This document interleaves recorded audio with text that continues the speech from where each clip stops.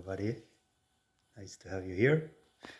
Today I'm sitting inside here and watching the rain, and it's really nice because I also see that all my fruit trees and my nut trees and all my vegetables and so on growing like crazy. So it makes me feel it gives me a lot of joy. So why did I start with wanting to be a farmer? Well, it was a long time ago now, maybe 15 years ago at least. I read this Swedish book called The Secret Chef, and it's a horrible book.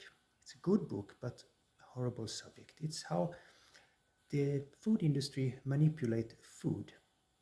So we should think that we eat something good, but actually it's really, really bad. So I read it, and he recommended that you should go out and check this, what he was writing about. Go out and check it, check in the shop, go out and look for yourself what's in the food and the whole process about it. So many people are discussing, should I eat ecological or not? But that's already on the real high-end perfect part of the scale, because we don't think about that. It doesn't matter, because everything the industry do today is more or less really really bad. So after I researched all this, I found out that my God, there is nothing I can buy in the shop. There's no food existing that is not poisoned or manipulated or not so bad. So what to do? Well, then I have to grow my own food. And that was 15 years ago. So I wanted to see, how is the situation today? Have it been better or have it been worse? So I checked out with Europol what they are doing and how they conduct this, how they chase frauds and so on in Europe today. And I found out that the statistic says that it's exploding of frauds. So why is that? Why is it that it's just get worse and worse now? Well, the price goes up. And let's say, I give you an example. We take Italian olive oil. They have drought. They have a problem with growing. So the harvest is much, much less. So you put in this small amount of olive oil, but the market still want the same amount of olive oil like before.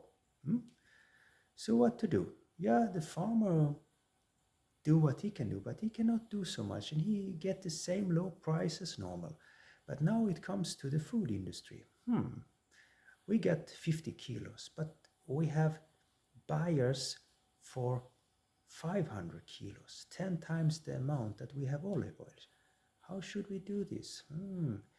Well, what we do is we import leftover rapeseed from Turkey, and then we change the color, and then we have chemicals who change the taste a little bit, and voila, we now have 10 times the amount of olive oil, and we sell it for the same price as normal.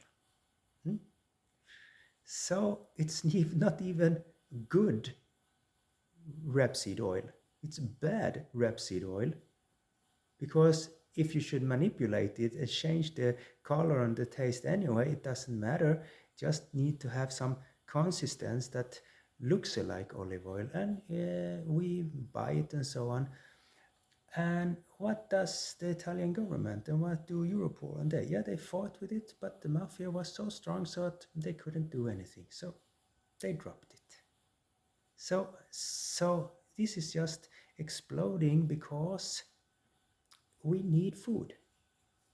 And there are less and less food, but this is not what you hear about in the news, because there is as much food as normal and the price is only a little bit more expensive. But actually, if you find really exclusive olive oil, Italian olive oil, directly from, from the farm, buy it, whatever it costs, because it's real, because everything else you buy and try to buy, it's not the real thing anymore.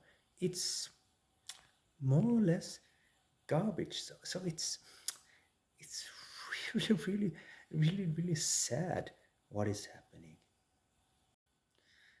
As you can imagine, the worst thing in the food industry happens with meat and fish and so on. Nothing new there. But I will just take up two cases here that they're working with, what the France government fighting with, and so on. So the France have a lot of old colonies that they still have a lot of contact with, and there are drought and problem with food, so they wanted to, send food and help with aid to these African countries. So they offered to send some meat, like hamburger pieces there. It was like thousands of kilos, thousands of tons. And they found out that what they were sending, why do we send meat from Poland and not from France? Well, real meat is too expensive. So they had to check what is this kind of meat. We don't know anything about it. So they started to investigate and they saw, okay, this meat is from Poland. And then they took DNA test, and there was very little meat, and there were horse meat and bones and other kind of components. They had no idea what it was. Well, they actually did find out what it was, but it was definitely not meat, and there was zero protein in these burgers. So they went to Poland and started to do investigation there with Europol there and so on. And they more or less found out that the whole Polish meat industry is one big mafia, and they really cannot do anything. So whatever you do, don't buy Polish meat, because it's just leftovers. Again, only garbage, smashed bones, intestines. Oh my God, everything they can find, but definitely not meat. So, what do they do now? Nothing. France have stopped, more or less, trying to stop. It's still floating a lot of Polish meat all over Europe, because nobody can stop it. The mafia is too strong there, and people just want to buy the cheapest meat there is. Most people because they have no choice, because they are poor, but other people because they think it's a real product. They really think they buy some kind of meat of any kind, but it's not. So you see, and they also found out that there are things in it that you get really, really sick of. Again, really, really sad. Famous brands, you import this in Sweden, in Lithuania, everybody.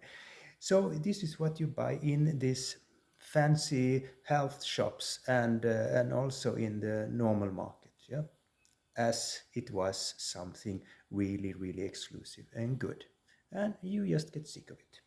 The next one is in Spain, the tuna fish. Yeah, They in Spain they import a lot of tuna fish from Asia, and this tuna fish is laying there in the boats, cargo boats for a long time, and they get really rotten, and it's a dead fish. You know what the dead fish smells like. Oh my God. So, and they get totally black and mushy and so on. So, what to do? Well, you put a lot of chemicals in it, nitrate, and magic happens. The fish becomes pink again, and it looks really nice. And then you have emulgations, substitutes, and so on put into it, so it's actually tastes like fish again. And then you sell this like old, dead, rotten fish as new, freshly picked. And I know about this because I worked a little bit in the package industry for fish from Norway, and fresh fish is actually dated from when they are taking out from these big freezers up there, not when they are pulled up from the water. So when you buy fresh fish like 30 days old or something, it's not 30 days old. It's 5 year old and 30 days. So they have to use this nitrate to make it looks like it's a new fresh fish. So it's so disgusting. So yeah, and over 40 people die every year of this nitrate in Europe. What what do we do? Well, actually nothing, because the mafia is too strong. So it's the same story with everything, all kind of foods. We can go on and on, but that's not so interesting. So for me, the solution is you have to grow your own food. You make your own conclusion, of course, but for me, uh, you have to you have to grow your you have to grow your own food. And for me, that's not a problem because I'm actually think it's really, really interesting and enjoyable to be out in nature, working with my hands, be there, see the plants growing, see if I succeed or not. And now, when I also know that everything I grow just for every day that goes just get more and more exclusive. It just get the value of that food just go up and up and up, because everything in this world is just being a little bit more crazy for every day that goes. So it's really nice to just be out here. Here's everything the same, and as time goes, I probably gets better and better at growing food, and I know what it is I eat.